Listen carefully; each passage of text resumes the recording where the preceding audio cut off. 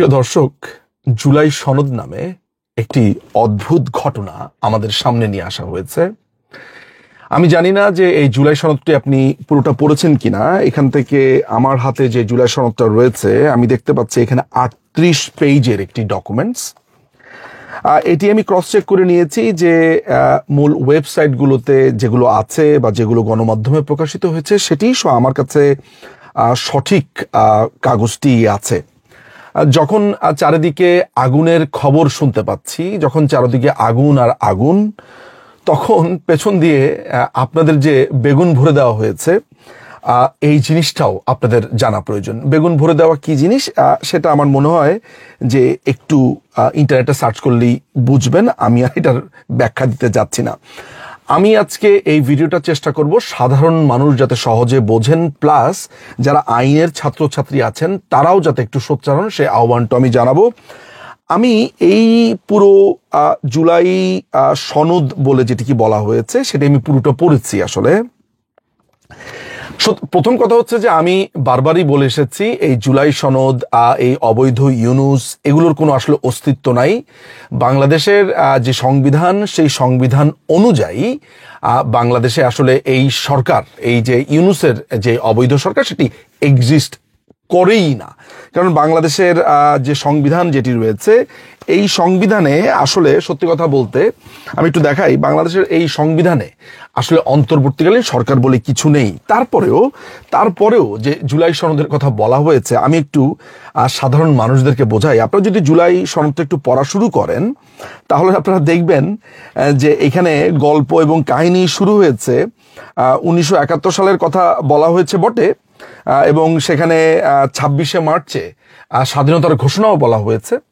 অর্থাৎ জাতির জনক বঙ্গবন্ধু শেখ মুজিবুর রহমান যে স্বাধীনতার ঘোষণা দিয়েছেন এটি আনেবানে স্বীকার করে নেওয়া হয়েছে। এবং সবচেয়ে ইন্টারেস্টিং ব্যাপার যেটা হয়েছে প্রথম পাতাতে, সেটি হচ্ছে যে বলা হয়েছে মহান স্বাধীনতার ঘোষণাপত্রে বর্ণিত সাম্য, মানবিক মর্যাদা ও সামাজিক ন্যায় বিচারের নীতিকে ধারণ করে সংগঠিত মুক্তিযুদ্ধের মধ্য দিয়ে গণতান্ত্রিক রাষ্ট্র ব্যবস্থা গঠনের যে আকাঙ্ক্ষা বাংলাদেশের জনগণের মধ্যে তৈরি হয়েছিল, দীর্ঘ 53 বছরেও তা পুরোপুরি অর্জিত হয়নি। অর্থাৎ স্বাধীনতার ঘোষণাপত্রকে স্বীকার করে নেওয়া হয়েছে, মুক্তিযুদ্ধকেও স্বীকার করে নেওয়া হয়েছে। এখন কোনো মানুষ যদি স্বাধীনতার ঘোষণাপত্রকে স্বীকার করে নেয়, অর্থাৎ এই জুলাই সনদের এই জঙ্গিরা এটিকে স্বীকার করে নিয়েছে, অর্থাৎ আপনারা নিশ্চয়ই এটা জেনে থাকবেন, এটা সবাই জানে যে স্বাধীনতার ঘোষণাপত্র হচ্ছে বাংলাদেশের প্রথম সংবিধান। এই সংবিধানেরই বৃহত্তর রূপ আমরা পরবর্তী সময় দেখেছি, এটি নিয়ে নিশ্চয়ই কারো কোনো ডিসপিউট নেই। কিন্তু আপনারা অবাক হয়ে যাবেন, এই জুলাই সনদে যে প্রস্তাবনা দেওয়া হয়েছে যে ভবিষ্যতের সংবিধান কেমন হবে, সেখানে গণতন্ত্রের কোনো কথা নেই। আমার এই কথাটা আপনার কাছে মনে হচ্ছে যে আমি বানিয়ে বানিয়ে মিথ্যা কথা বলছি? না, আপনাদের কাছে যদি এই জুলাই সনদটা থাকে তাহলে এই জুলাই সনদের 6 নম্বর পাতাতে চলে যাবেন। একদম শুরুতে রাষ্ট্রীয় মূলনীতি আমাদের আগে ছিল হচ্ছে গণতন্ত্র, সমাজতন্ত্র, ধর্মনিরপেক্ষতা এবং জাতীয়তাবাদ, যেটিকে চেঞ্জ করে তারা এখন করেছে সংবিধানের রাষ্ট্র পরিচালনার মূলনীতি অংশের সাম্য, মানবিক মর্যাদা, সামাজিক ন্যায় বিচার এবং ধর্মীয় স্বাধীনতা ও সম্প্রীতি উল্লেখ থাকবে। এখানে গণতন্ত্রের কোনো লেশমাত্র নেই। এখানে রাষ্ট্র যে আসলে কোনো সুনির্দিষ্ট ধর্মের হয়ে কথা বলবে না, রাষ্ট্রের কাছে সকল ধর্ম সমান, এটি সম্পূর্ণ উচ্চ করা হয়েছে, অর্থাৎ উঠিয়ে দেওয়া হয়েছে।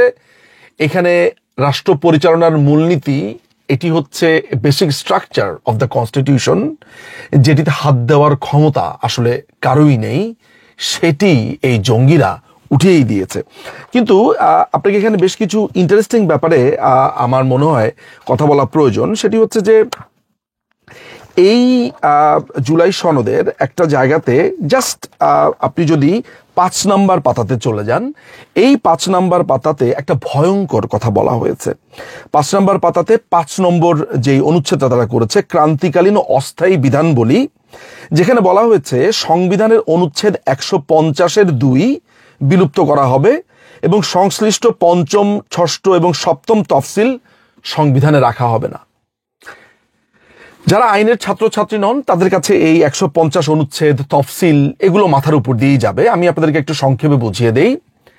এই পুরো অনুচ্ছেদটার ভেতরে, মানে 150 নম্বর অনুচ্ছেদের 2-এর ভেতরে বলা হয়েছে স্বাধীনতার ঘোষণার কথা, 7ই মার্চের ভাষণের কথা, স্বাধীনতার ঘোষণাপত্রের কথা যেটা আমরা বলেছি সেগুলোর কথা। মজার ব্যাপার হচ্ছে যে এই পুরো জিনিসটা এখন উঠিয়ে দেওয়া হবে। আমি আপনাকে একটু পড়ে শোনাই। সেটি হচ্ছে যে পঞ্চম তফসিলে বর্ণিত 1971 সালের 7 মার্চ তারিখের ঢাকা রেসকোর্স ময়দানে দেওয়া জাতির পিতা বঙ্গবন্ধু শেখ মুজিবুর রহমানের ঐতিহাসিক ভাষণ এটা যুক্ত করা হয়েছিল, এটা উঠিয়ে দেওয়া হবে। ষষ্ঠ তফসিলে বর্ণিত 1971 সালের 26 মার্চ তারিখে জাতির পিতা বঙ্গবন্ধু শেখ মুজিবুর রহমান কর্তৃক বাংলাদেশের স্বাধীনতা ঘোষণার টেলিগ্রাম, অর্থাৎ বঙ্গবন্ধু 26 মার্চে যেই স্বাধীনতার ঘোষণা দিয়েছে এবং স্বাধীনতার ঘোষণাপত্রে যেটাকে নিশ্চিত করা হয়েছে সেটিও এই 5 নম্বর পেজে গেলেই দেখবেন সেটি উঠিয়ে দেওয়ার প্রস্তাব করা হয়েছে এবং এটি তারা করবে। এবং সপ্তম তফসিলের কথা যেটা বলা হয়েছে সেটি হচ্ছে যে 1971 সালের 10 এপ্রিল তারিখে মুজিবনগর সরকারের জারিকৃত স্বাধীনতার ঘোষণাপত্র হইল বাংলাদেশের স্বাধীনতা ও মুক্তি সংগ্রামের ঐতিহাসিক ভাষণ দলিল, যাহা উক্ত সময়কালের জন্য ক্রান্তিকালীন অস্থায়ী বিধান বলিয়া গণ্য হইবে। অর্থাৎ আমাদের যে অস্থায়ী যে কনস্টিটিউশন যেটি 1971 সালের 10 এপ্রিল মুজিবনগরে দেওয়া হয়েছিল সেটি সংবিধানে যে সন্নিবেশিত করা হয়েছিল, এই জুলাই সনদ প্রস্তাব করছে যে এই কথাটা সংবিধানে থাকা যাবে না। অর্থাৎ সংবিধানে 7 মার্চের কথা যেটা বলা আছে, স্বাধীনতার ঘোষণার কথা যেটা বলা আছে, স্বাধীনতার ঘোষণাপত্র পঞ্চম, ষষ্ঠ এবং সপ্তম তফসিলের মাধ্যমে 150 অনুচ্ছেদে যোগ করা হয়েছিল, সেটিকে উঠিয়ে দেওয়া হবে। এখন আমার প্রশ্ন হচ্ছে যে আপনি কি একটু অনুগ্রহ করে এই প্রশ্নটা করবেন যে তোমরা স্বাধীনতার ঘোষণাপত্র, স্বাধীনতার ঘোষণা, 7 মার্চ এগুলো তোমরা সংবিধান থেকে উঠিয়ে দিচ্ছ কেন? তোমরা সংবিধান থেকে তোমরা গণতন্ত্র শব্দটি উঠিয়ে দিচ্ছ কেন? তোমরা সংবিধানের ভিতরে বলা রয়েছে সকল ধর্ম রাষ্ট্রের কাছে সমান, রাষ্ট্র কারোর প্রতি পার্সিয়ালিটি করবে না, সকল ধর্মই রাষ্ট্র সমানভাবে দেখবে। এই পুরো প্রত্যয়টি, এই পুরো চিন্তাটি তোমরা উঠিয়ে দিচ্ছ কেন?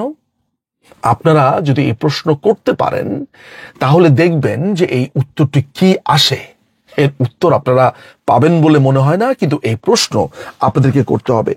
এই জুলাই সনদের আরো অনেক আলাপ আছে যেগুলো আমার কাছে মনে হয়েছে যে আপনাদেরকে যদি বলি 2-3 ঘন্টা তো শেষ হবে না, কিন্তু আমি আসলে খুব চুম্বক অংশগুলো আসলে টাচ করতে চেয়েছি, যেখানে আসলে পরিষ্কার করে এই তত্ত্বাবধায়ক সরকার সিস্টেমের কথাও বলা হয়েছে। কিন্তু এই তত্ত্বাবধায়ক সরকার সিস্টেমের অনেকগুলো তারা অল্টারনেটিভ করেছে, এইটা না হলে ওইটা, ওইটা না হলে ওইটা, কিন্তু শেষ পর্যন্ত এটা বলা হয়নি যে যদি সবাই ঐক্যমত্যে না পৌঁছে তাহলে কি হবে, সেটির কোনো বিধান এখানে দেওয়া নেই। এবং মজার ব্যাপার হচ্ছে যে এই সংবিধানে যদি কেউ চেঞ্জ করে, এই সংবিধান রদ করে বা অবৈধভাবে ক্ষমতা দখল করে, তাহলে এই সংবিধানে একটি অনুচ্ছেদ যুক্ত করা হয়েছিল যে সংবিধান যদি রাষ্ট্রদ্রোহিতা করে, কেউ যদি এই অবৈধভাবে ক্ষমতা দখল করে, তাহলে রাষ্ট্র তাকে সর্বোচ্চ শাস্তি দিতে পারবে। অর্থাৎ অবৈধভাবে ক্ষমতা দখলের যেই ফুটোটুকু সেটি বন্ধ করে দেওয়া হয়েছিল, এটিকে আবারও ওপেন করে দেওয়া হয়েছে। অর্থাৎ বাংলাদেশ এখন একটা পাকিস্তানের মতো হয়ে যাবে, যে কোনো সময় যে কেউ ক্ষমতা দখল করতে পারবে, তার কোনো শাস্তি হবে না। আপনাদের যদি এই কথাগুলো বিশ্বাস না হয় তাহলে আপনারা অনুগ্রহ করে আপনারা এই জুলাই সনদের 5 নম্বর পেজের 4 নাম্বার যে পয়েন্টটা আছে বা উচ্ছেদ আছে সেখানে দেখে নিলেই হবে।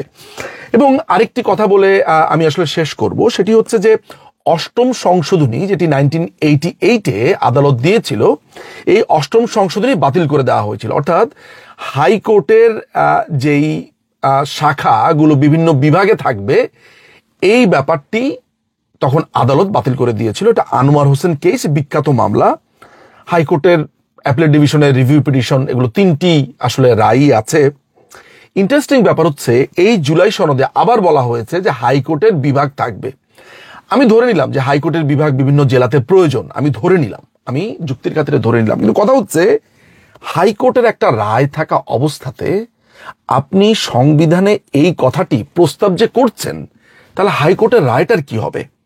হাইকোর্টের রায়টা কি বা সুপ্রিম কোর্টের রায়টা কি আপনার কাছে কোনো রায় না? বা আমরা যে জানি যে সুপ্রিম কোর্টের রায় আমাকে মানতেই হবে, এটি সংবিধানের অভিভাবক, এই পুরো ভাবনা বা এই পুরো কনসেপ্টের কি হবে? আপনি এই জুলাই সনদের যদি শুরুর দিকের অংশগুলো পড়েন তাহলে আপনার কাছে মনে হতে পারে যে বাংলাদেশে এই গত 54 বছরে দেশে শুধু শাসন ক্ষমতাতে বাংলাদেশ আওয়ামী লীগই ছিল, তাদের মতো আর খারাপ কেউ হতে পারে না। যত রকমের গীবত, যত রকমের গালমন্দ এই প্রস্তাবনাতে করা হয়েছিল। এরশাদের শাসনামল নিয়ে কোনো কথা নেই, জিয়াউর রহমানকে কেন মেরে ফেলা হয়েছে সেটা নিয়ে কোনো কথা নেই, কিন্তু বঙ্গবন্ধুর হত্যাকাণ্ড নিয়ে বলা হয়েছে একটি সামরিক অভ্যুত্থানের কথা বলা হয়েছে। কিন্তু 1979-কে অর্থাৎ জিয়াউর রহমানের ক্ষমতা দখলকে তাদেরকে বলা হয়েছে গণতন্ত্রের অভিযাত্রা। যেই 1979-এ খুনিদের বিচার হতে পারবে না এই কথাটাও সংবিধানে যুক্ত করা হয়। এই পুরো সংবিধানে 1979-এর পরে জিয়াউর রহমানকে যে মেরে ফেলা হলো সেটি সামরিক অভ্যুত্থান কিনা বা সেটি কি, এটি নিয়ে একটি কথাও বলা নেই। সোজা তারা চলে গেছে হচ্ছে 2006 সালে। 2006 সালের আগে 2001 থেকে 2006 সালে যে বাংলাদেশে গ্রেনেড অ্যাটাক হয়েছে, সেখানে যে তত্ত্বাবধায়ক সরকারকে পুরোপুরি নস্যাৎ করে দেওয়া হয়েছে, সেগুলো নিয়ে কোনো কথা নাই। স্ট্রেট চলে গেছে 2006 সালে লগি বৈঠা নাকি আন্দোলন হয়েছিল সেটি, এবং চলে গেছে 2009 সাল পর থেকে বাংলাদেশ আওয়ামী লীগের কথাতে। অর্থাৎ এই পুরো জুলাই সনদটা তৈরি করা হয়েছিল কমপ্লিটলি অনেকগুলো দল মিলে, এবং মজার ব্যাপার হচ্ছে যেই দলগুলো আছে তাদের মধ্যে বিএনপি ছাড়া বাকিদের ভোট বাংলাদেশের রাজনীতিতে 4 থেকে 5%ও না, এরকম অনেকগুলো দলকে নিয়ে তারা জুলাই সনদ বানিয়েছে। আপনার কাছে দেখে প্রথম এবং শেষ আপনি পুরোটা পড়ার পরে মনে হবে যে বাংলাদেশের একটা অংশ মিলে পুরো আওয়ামী লীগের বিরুদ্ধে যা যা করণীয় ঠিক তাই তারা এখানে করেছে। এই জুলাই সনদ যে কোনোদিন টিকবে না, এই জুলাই সনদের কারণে যে অসংখ্য মানুষকে আসলে যারা এগুলোর সাথে জড়িত ছিল তাদেরকে যে আইনের কাঠগড়াতে দাঁড় হবে সেটি নিয়ে আমার অন্তত পক্ষে কোনো সন্দেহ নেই। কিন্তু আমার চাওয়া হচ্ছে এই জুলাই সনদটা আপনি নিজে পড়বেন এবং নিজে বুঝবেন এবং সাধারণ মানুষকে সহজে একটু জানিয়ে দেবেন যে এই জুলাই সনদে গণতন্ত্রের কথা বলা হয়নি, এই জুলাই সনদে স্বাধীনতার ঘোষণাপত্র, এই জুলাই সনদে মুক্তিযুদ্ধের বা স্বাধীনতার যে ঘোষণা এবং 7ই মার্চের ভাষণ, এগুলো সমস্ত কিছু বাদ দিয়ে দেওয়া হয়েছে। এই সনদের মধ্যে অর্থাৎ এই জুলাই সনদের মধ্যে তত্ত্বাবধায়ক সিস্টেম নিয়েও কোনো সিদ্ধান্তে কেউ আসতে পারেনি। এই সনদটি কমপ্লিটলি একটি পাকিস্তানি সনদ, দেশকে পাকিস্তানের দিকে নিয়ে যাওয়ার জন্য এই সনদ করা হয়েছে। আমার কথা যদি বিশ্বাস না হয় তাহলে এই জুলাই সনদ পড়ে নেবেন। এটি 38 পাতার একটি ডকুমেন্টস। আপনি এই ডকুমেন্টসটা পড়ে মানুষকে জানাবেন, এটি আমার আহ্বান। অনেক ধন্যবাদ।